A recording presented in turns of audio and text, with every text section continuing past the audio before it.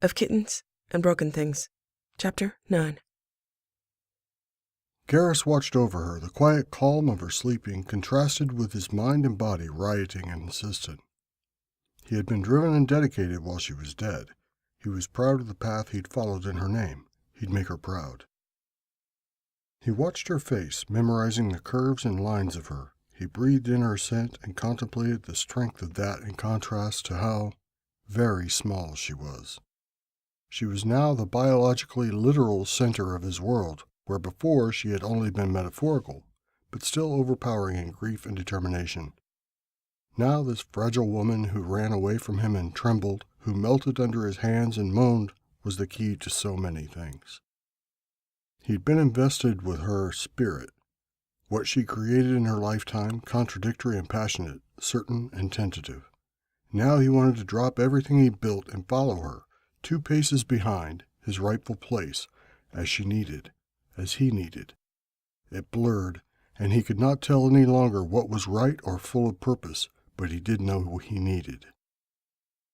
She had given him the wrong and empty answer, and he would follow that, his rightful place. He watched her and contemplated beauty. He was from a culture that prized strength and power, and her body had none of that with her eyes closed. Even by human and Asari terms, thin, small, pale to the point of wondering if she could be ill because of the contrast between transparent skin with veins visible under the surface of eyelids and wrist and vivid red hair. When her eyes were opened, the sea of green gave her all the life and strength she needed. She now defined beauty for him. She was the standard. Questions spawned from circumstances. Was she in fact ill? Was she not attracted to him? About illness he did not know.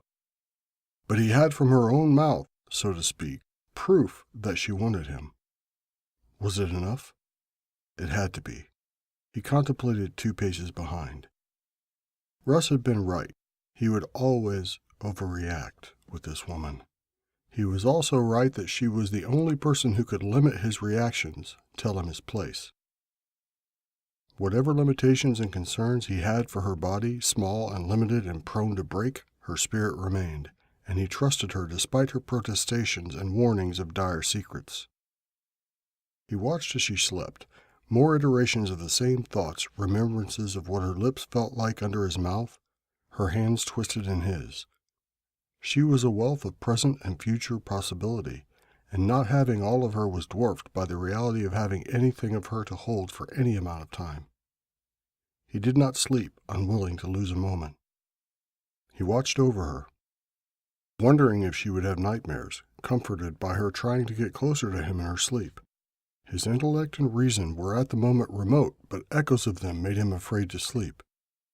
He believed his body would take the driving force of need and find a way to wake up, choice made for both of them.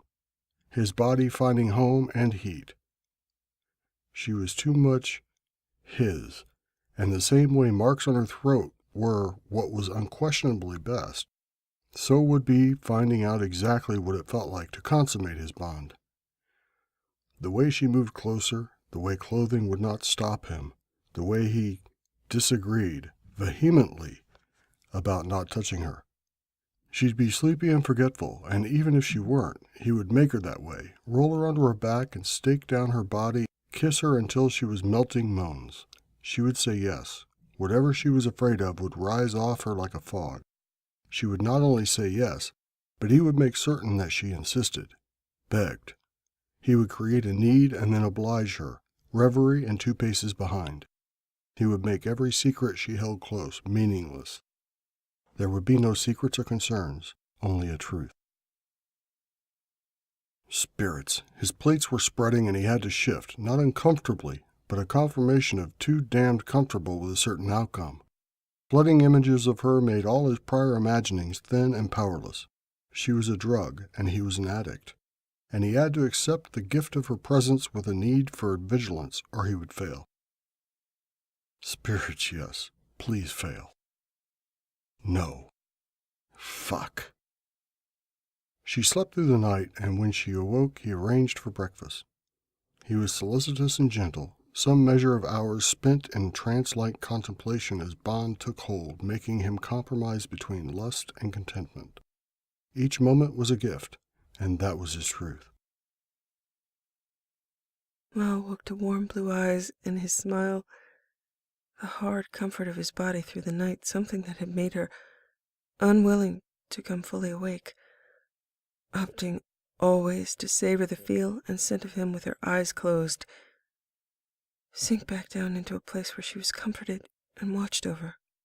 They both said, "Good morning," and they both heard and meant, "I love you."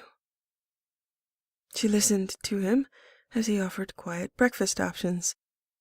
She went to take a shower. Clothes had been delivered. Listening to his voice brought back what it felt like to be kissed. Physically and emotionally, hands tangled in his, and now she had a night of warm arms and solicitous blue heat in his eyes, the subtle smile that played on his lips as he looked at her. She was terrified. While she was sleeping, she must have clarified pieces of her emotional and professional puzzle. This right here, the way he makes you feel just by sitting across a table and smiling, this is more tellingly intimate than a kiss. This is what your parents did, how they looked, how they felt. This is why you are who you are, and why you have to pretend to not be that person.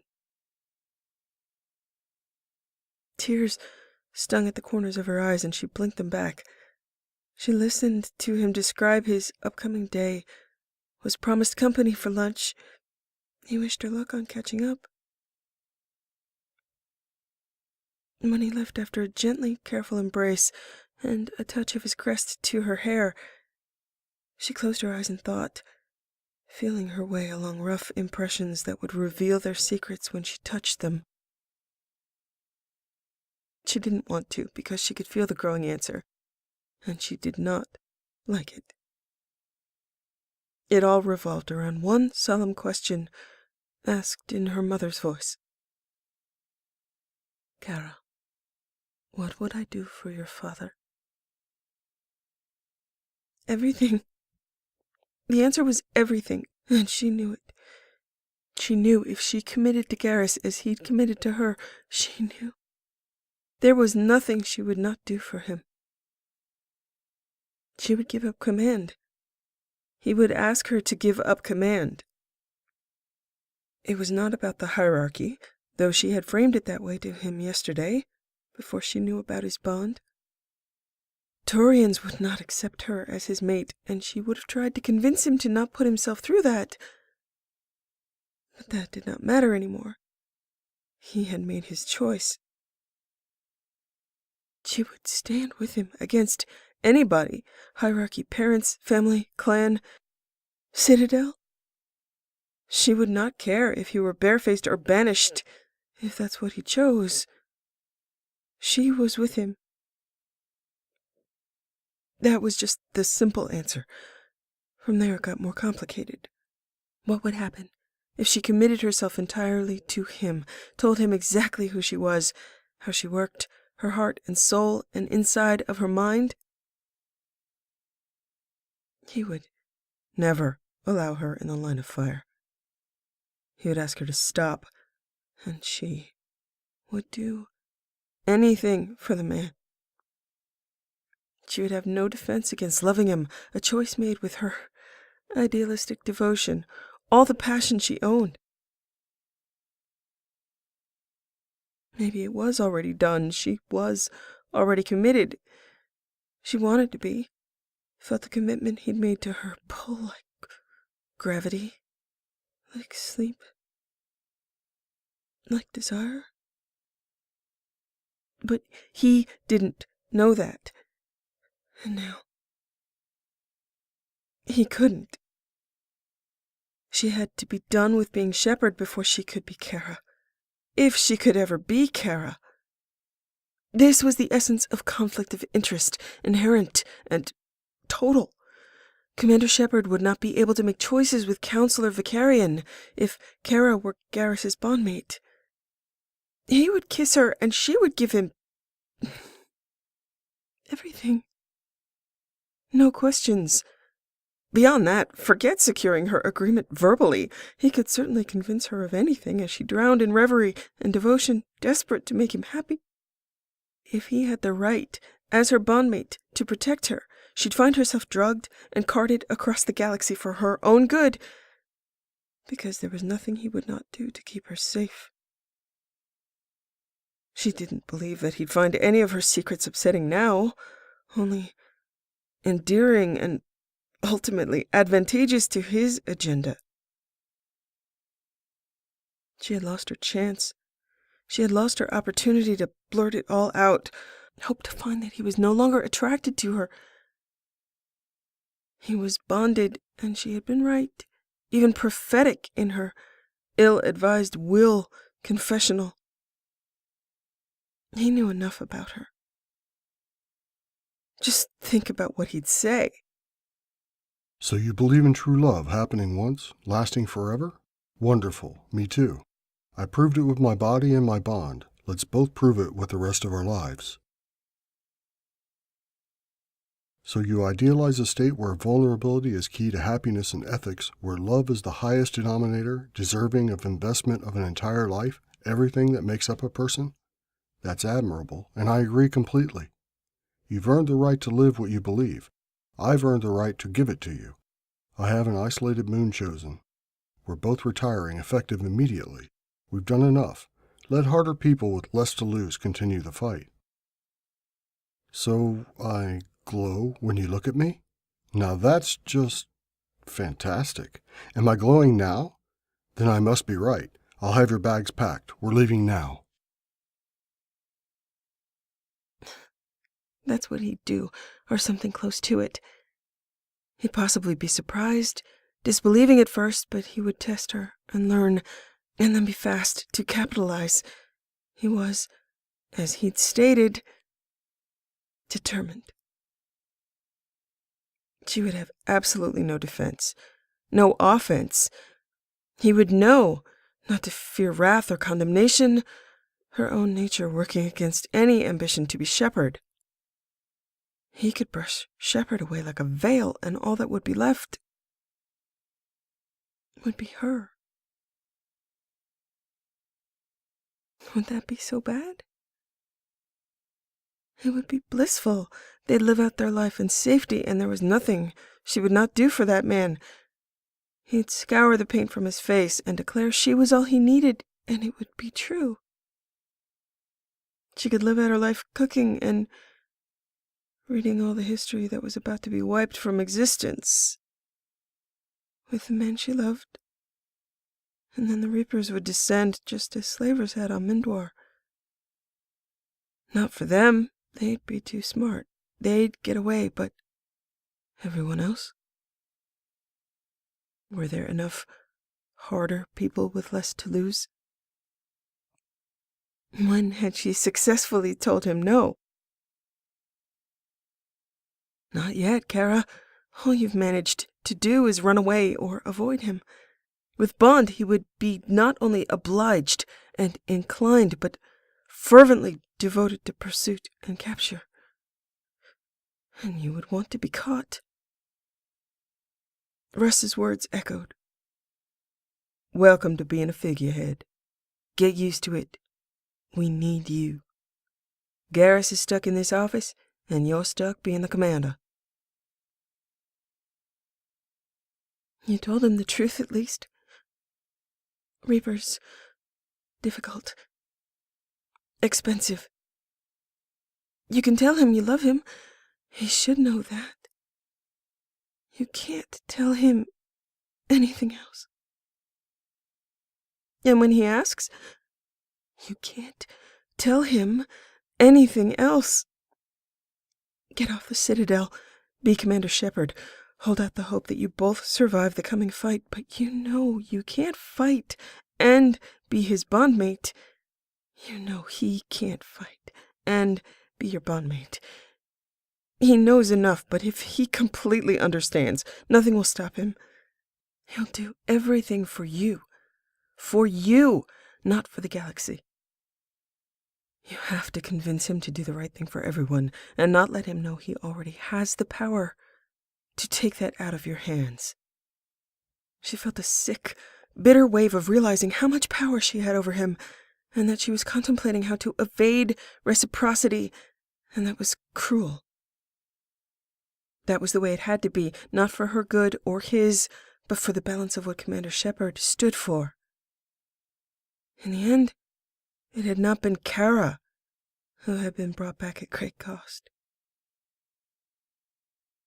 She'd have to finish Shepard's job first, and then whatever he wanted for the rest of her days. True love, once, forever, anything. So you need to make out another will, record another message, and remember that one kiss, and his promises, and the look in his eyes, and the sound of his voice, and his arms around you while you sleep. So she began her real first day as potentially Commander Shepard, crying in the shower for an hour and a half, trying to think of all the ways to protect herself from being protected.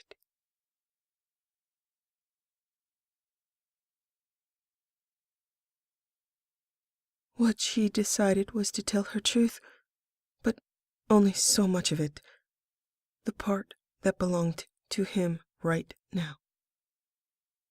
The rest belonged to her. So when he brought lunch, she ate dutifully, and then to his questioning looks at her silence, stood up and put her hand out to his. He took it and stood, and she stepped into his embrace, leaned her head on his chest, and was quiet for a long time, wanting to remember. She told him, I want to remember what you smell like, what you feel like, and I want to tell you the truth. A few truths. Garrus looked down at the top of her head, slid his fingers in her hair, one around her waist, and said, I'm all yours. She believed him. She said, I have a few rules. You can't ask why. I told you I needed time, but what I really need is the end of this war. I'm not telling you I can't be with you. I'm telling you I can't be with you now. Reverie, I can't. You can't kiss me. He very carefully did not ask why, grateful in his own way that she hadn't decided he was unforgivably criminal in bonding without her consent. He said, I agree to that. He'd agree to whatever she asked. She was his law. She relaxed her shoulders slightly, and he pulled her a little closer when the shift put distance between them. She told him, I love you. I really love you, and if I could, I would run away with you this moment, go to the end of the worlds, and live out my life learning what it means to be your bondmate. I thought about recording that and hiding it again somewhere so you could find it, but this truth belongs to you. I don't love you because you bonded to me. I love you because I already did. I don't want you to regret that or think it was a wrong choice. I would never regret that moment, except that it might cause you pain because of what I have to do and who I have to be. Who we have to be. He swallowed hard, moving his hand through her hair, his arm around her waist, and a hand at the curve of her hip. He hadn't exactly regretted, but he knew what she meant. To hear her say she loved him and he had a right to that. It wasn't stolen or forced. She'd already loved him. Cold, dark rooms in his mind warmed and filled with light, and her.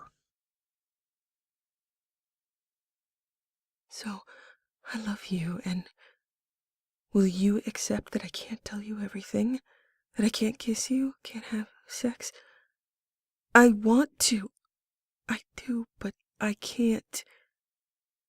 I want to be near you, and I want to share your life as much as I can.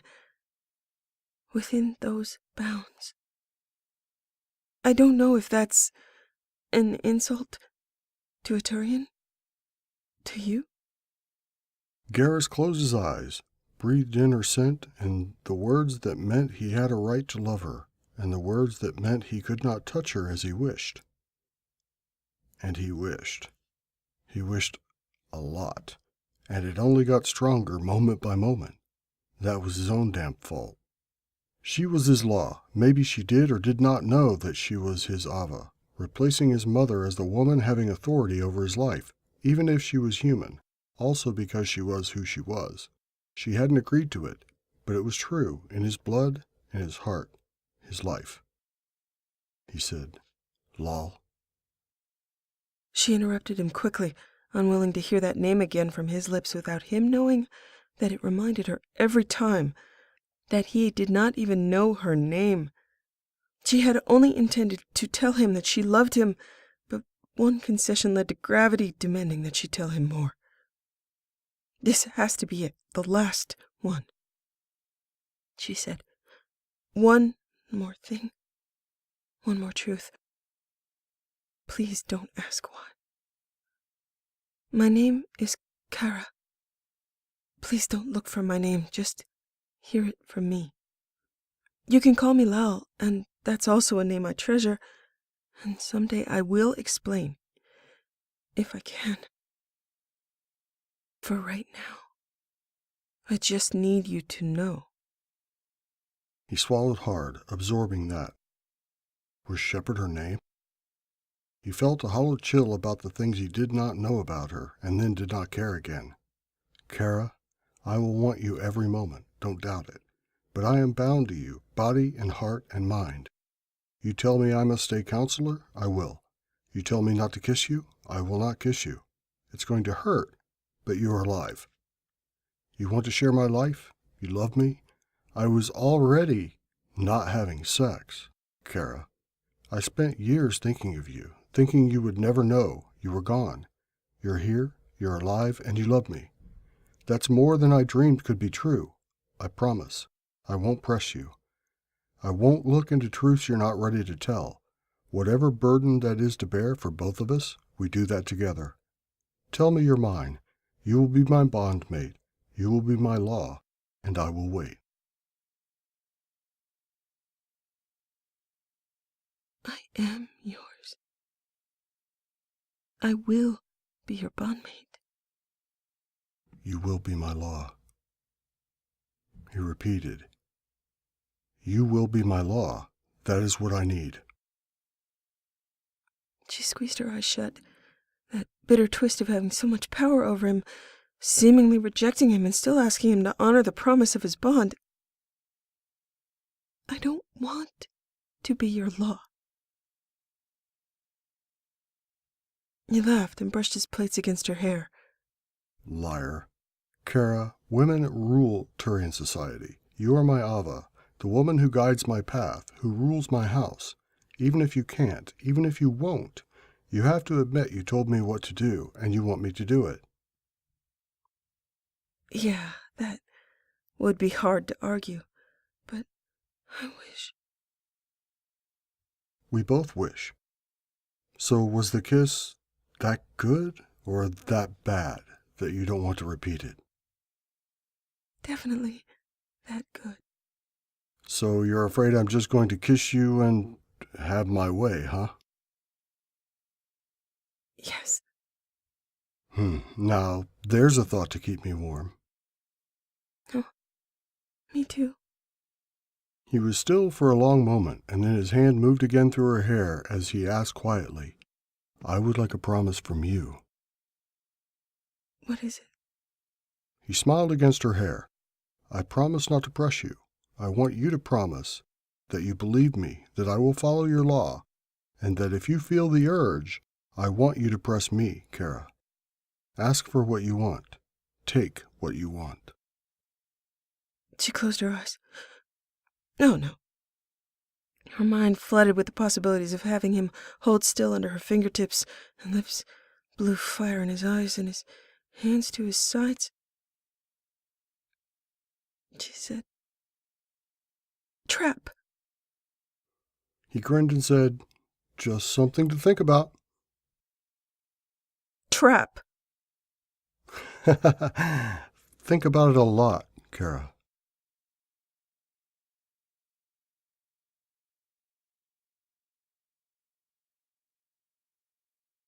Edie was a problem. She was hooked into everything, shackled, and they couldn't look at many of her directives. Liara made a call to the elusive man, who reluctantly granted the override codes to make Edie and the Normandy transparent. Russ promised that she was transparent enough for now. He would continue to fiddle with it. She wanted to fiddle herself, enough to get off the Citadel and run a mission.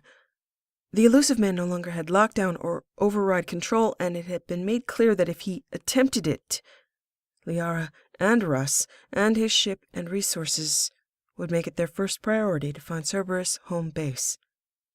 For now, Russ had faith that the offer of a ship, stripped of its surveillance and many of its restrictions, would give them autonomy. For now, Russ's ship would shadow them, additional resources if required. He had some people he could recommend, some of them on missions of their own. When they were available, he would arrange an introduction. She thought their first step was to contact Professor Morden Solis, who would help them with a particular collector hazard, finding a counter-agent to the seeker swarms that had been observed during collector invasions. A lot of personnel were replaced. Callie's position was eliminated as unnecessary and, in fact, intrusive, asking a young human woman who loved everyone to ask too many questions. Miranda negotiated remaining on board, not as executive officer, as that would go to Russ, but as a potential team member. Miranda wanted to remain on at the least to monitor Shepard's health. She could help with scanning and medbay duties as well. She offered to work as a liaison to Cerberus in the same way that Russ would be a liaison to the Citadel, and Caden would be a liaison to the Alliance. She convinced Lal she wanted the opportunity to help and could be an asset. Lal accepted. She managed to get Engineer Adams back on board after Karen Shakwas made a personal request. She got quite a few support personnel back on that had been available on the SR-1 and had survived. Several Cerberus people passed all security checks and were retained. Garrus was very busy, and so was she.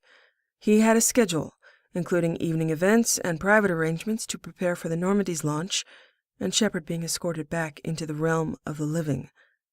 Other than missing half a day's engagements after her return, which was not unusual for a counselor, he worked his normal, overburdened schedule to create no retroactive impression that he was, in fact, aware that Commander Shepard was alive, or that he was, say, bonded to her.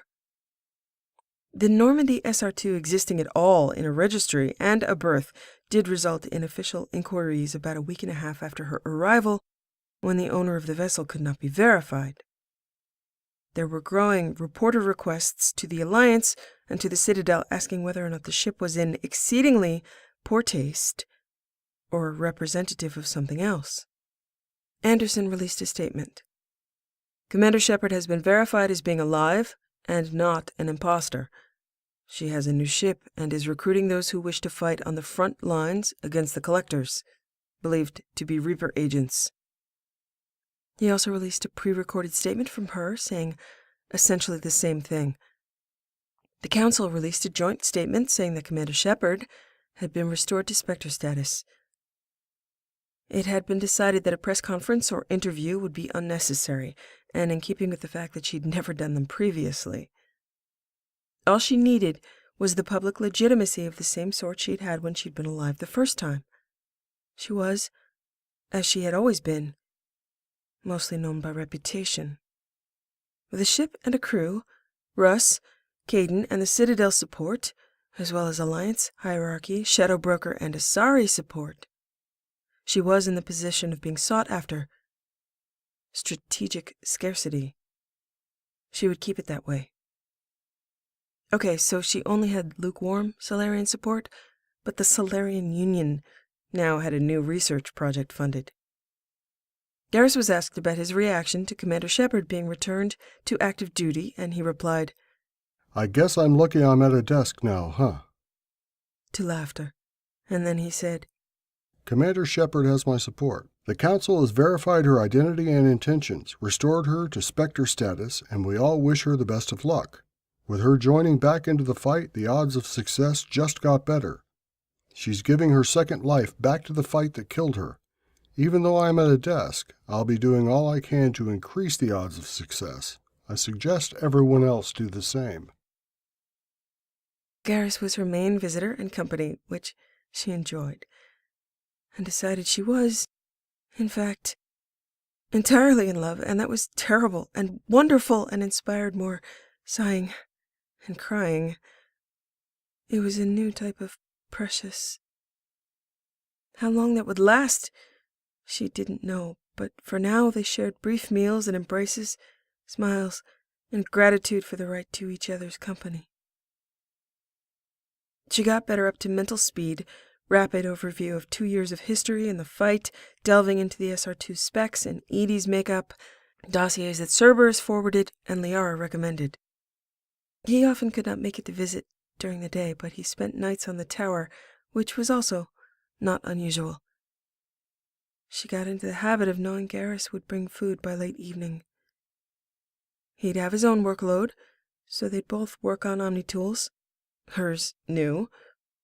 She'd named this Omnitool Lilac, and set her to that color. He'd hand her food, and she'd occasionally remember to eat it. He'd persist until it was finished. She'd ask him if he knew about something like the new surgical technique an inhibitor developed to deal with indoctrination survivors.